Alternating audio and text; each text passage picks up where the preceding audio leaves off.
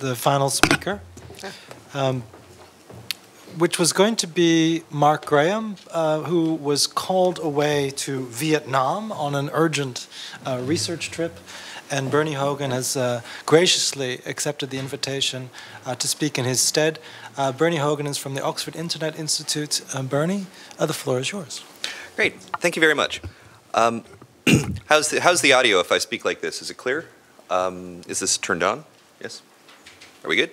All right, great. Yes, as Richard mentioned, this is work that Mark and I have done together. We had a project on Wikipedia that started about 4 years ago, basically on the representation of Wikipedia in Africa. It was first in East Africa, typically focusing on Kenya, and then it expanded to the Middle East and North Africa. Then around the time of the Arab Spring, the need for more interest in representation in the Middle East kind of trumped. And so that's when we really turned a lot of our emphasis that way. But it's actually a global story and just a story of representation in general. We can see it happening even today. It is still an issue. Only yesterday, Boko Haram had suicide attacks in Cameroon. Unfortunately, many people, well, not many people, several people died. How many died? Maybe 6, maybe 9, maybe 10. We're not really sure. The reports are conflicting. It was in a place called Fotokol. How many people are in Fotokol? Are there 3,000 people? Are there 20,000? Are there 70,000? Well, we don't really know that either. If you go to the Wikipedia page in English, you'll see a lot on the attacks that have happened in Fotokol. Nothing about the most recent one. No one's edited that. You'll see some things about refugees that are in there, but you won't see the population. You'll hear that it's called a town. And if you look at the news stories, reading what's happening, you'll hear from those news stories that Fotokol is a town. Well, it's not actually a town. It's a region of Cameroon that includes 97 villages, some of which are in the urban area. The whole region itself includes approximately 70,000 people, although the population ebbs and flows because refugees come in and then people flee, so it's really unstable. Why is it relevant to think of this on Wikipedia? Because I could go with about 2 minutes of Googling to the Cameroonian website for official statistics and find out. So why is it that none of the 6 journalistic stories that I read today on this included population? And the answer is obvious. It's because it's not on Wikipedia.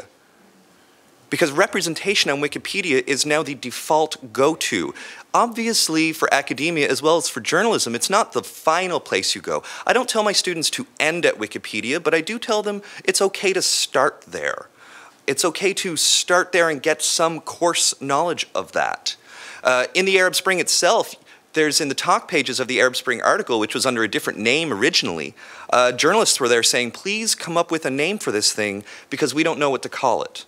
And then unfortunately, Wikipedia doesn't archive the titles of articles because of some weird technical issue. So you can't actually go back and see the history of the change of the title, but you can see it still on the talk pages. Here's what we have for Fotokol on a map here on Google Maps. You can see it's very sparse. And again, what do we have here? Just oh, I don't know if I have a laser pointer. So that's not going to work. But yeah, the point is it's very sparse and, again, anchored on Wikipedia. So we now talk about the world as being augmented and awash with data as if it comes from anywhere and goes to anywhere. But really it often mediates through central repositories and open repositories such as Wikipedia. Now, I don't want to go too hard on poor Jimmy Wales here, who said this quote in 2004. You'll note he did not say that Wikipedia was supposed to be the sum of all human knowledge, but he wanted us to imagine a world where it was accessible, of which Wikipedia would be one of these places. He was envisioning a practice, not envisioning Wikipedia as that site, but it is still an admirable dream, and Wikipedia has been a roaring success. As you can see, it does tend to cover most of the world, except in very uneven proportions here. This is from a tool that we this is a point map. It's very akin to a tool that we built to explore this that unfortunately no longer works. But what does work still is Wikipedia as a generative platform in a host of other areas, other arenas. Facebook Places draws from Wikipedia, as do Google results, as we just saw. Tourist guides, travel guides are now being swallowed by apps, because those apps merely can just take a series of places, gobble up all the Wikipedia articles related to that places, and spit out a tourist guide with very little extra work. Those tourist guides, those Google Maps, they do vary by language as well. This is not a matter of objectivity where we just come with whatever is on Wikipedia and then spit it back out. As you can see here in Tel Aviv, if you look for a restaurant in English, it'll send you here.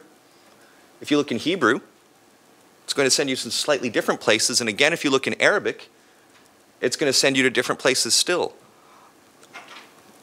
In all of these cases, we can see that there's only a partial overlap. Now, this has been hinted at or asserted a couple times, so I won't dwell too much on it. Instead, to think more of Wikipedia as a representational site is one that now has a whole series of consequences for the rest of what we know about the world and how knowable the world is. This is a map we compiled of 40 top, I believe it's 40 top languages on Wikipedia. And these are the languages where there's the most coverage in that area of the world. English obviously dominates in many places, but in a lot of other places, the local languages dominate. Typically, it is the most popular language in that country, but it's not necessarily the case. Of course, we're not the only ones to be thinking about this or be concerning with this. I remember seeing the keynote by Jimmy Wales in Linz, Austria at Wikisim in 2012. Actually, I think that's probably where I first met Brent. And at that point, he was saying, this is what we need to do, is be attentive to these differences by language and the fact that there are a number of languages that are now being endangered or even could go extinct, and that they're going to need people actively contributing to their Wikipedia pages. So it really empowered our work. Now, to give you a broad sense of the distribution of articles on Wikipedia, a little overview. I don't think we've seen a full overview of much of that yet. I guess, yes, of course. It looks like population to some extent. Very dominant, very rich in America, very rich in a lot of Europe, Western Europe, and obviously less sparse in the world, and the sparsest in Africa. In some respects, this is not particularly surprising. Again, it's not surprising when we see the distribution of editors, that the wealthier countries, better connected countries are going to have more articles and they're going to have more editors. And so, yes, we're committing a classic problem that cartographers often experience, that really we're just projecting population. So sometimes the map doesn't tell us the whole story. Well, first we can see it's not always the case that the most populous countries have local editors who are doing the most content. But even here, still, when we're at the map level, we're not quite clarifying that. Maybe if we try a different map, we can see a little more of that. Edits to Wikipedia, a little bit 3D, that can help us. We can see here in the Middle East and North Africa, the height of these bars is how many edits are taking place. And of course, in this case, Israel has a huge number of edits to its geography compared to the rest of the Middle East and North Africa. Second would be Iran. But I think this actually is where we really start to see the issue. And so this is from an article that Mark, myself, and our colleague Ralph Straumann published earlier this year on what we refer to as informational magnetism. Now, this is where each node is sending the edges. The width of the node, or the width of the edge, is how many edits are being sent. 88% of edits from North Americans stay in North America. These are on geocoded articles. If an article is not geocoded, we can't really assign it. But a good quarter of all articles on Wikipedia have some sort of geocode, so this is still pretty significant. North America is sending lots of edits to the rest of the world, as is Europe, but yet North America is still editing very locally, so they're really dominating here. Oceania's not really sending much that's worth a lot. It's very, very thin, very, very tiny. Asia, not particularly active in sending edits to the rest of the world. Sub-Saharan Africa, those lines are barely visible. But what happens when we invert this? And see, when we normalize by the source region or by the target region rather than the source. Sorry, normalize by the source region. Here we can see, obviously, that North America dominates in raw numbers. Not a surprise. Same for Europe. But when we normalize by the source region, so each region could have widths of about the same amount of width, what do we see? We see in the Middle East and North Africa, only 36% of their edits stay in their own region. They send most of their edits to North America. Sub-Saharan Africa sends a third of its edits away, both to North America and to Europe. But the MENA region is perhaps the most distressing in this case. What we can see here is that not only are people editing in Wikipedia more, obviously, from the Western regions, but they're also profiting more from the editing dynamics, where people from the rest of the world are also sending their edits to North America. Again, if you look at it, the number of edits that they're sending to North America and to Europe are incidental. They don't really make a big difference. But yet they're doing it. And why are they doing it then? Why aren't they editing locally? Why don't we have enough about photocall and other areas where we don't have much representation of these places? As you can see, even more starkly, here's the number of edits. Sub-Saharan Africa is over there, just an absolutely tiny number of edits compared to the rest. Well, I'm going to skip over that. And one of the things that we did is, and this is obviously being called for by a lot of researchers, sort of mixed methods research. You know, that we're not simply just saying, well, this is what we can operationalize, so we'll do it this way. We went and asked people, quite obviously. And we held workshops in Cairo, we held workshops in Amman, got a bunch of Wikipedians together, learned their stories, heard their stories, published some of this in work that'll be referenced at the end. And this was an interesting story for me in particular. One of the things that came up over and over again was the problems with sources and sourcing, and what is a credible source.